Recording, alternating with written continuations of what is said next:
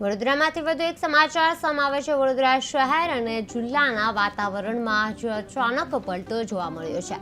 સવારથી જ વાદળછાયા માહોલ વચ્ચે શહેરના કેટલાક વિસ્તારોમાં કમોસમી વરસાદના અમીછાંટના વરસતા લોકોમાં ચિંતા વ્યાપી છે।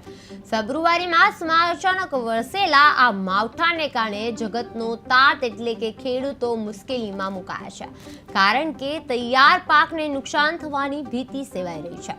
બીજી તરફ બદલાયેલા હવામાનને કારણે મિશ્ર ઋતુનો અનુભવ થઈ રહ્યો છે, જેનાથી વાયરલ ઇન્ફેક્શન અને રોગચાળો વકરવાની દહેશત પણ ઊભી થઈ રહી છે। હવામાન વિભાગની આ આગાહી વચ્ચે વડોદરાવાસીઓ હવે રોગચાળા અને આર્થિક નુકસાનના ડર નીચે છે તે જીવી રહ્યા છે। વડોદરાના વાતાવરણમાં અચાનક પલટો જોવા મળી રહ્યો છે। વાદળછાયા વાતાવરણમાં કમોસમી વરસાદ વરસ્યો છે। કમોસમી ઝાપટાથી ખેડૂતોમાં ચિંતાની લાગણી છે એ સેવાઈ રહી છે। રોગચાળો વકરવાની દહેશતથી જનતા છે ચિંતિત થઈ રહ્યા છે અને કેટલાક વિસ્તારોમાં વરસાદી અમીછાંટના થયા છે।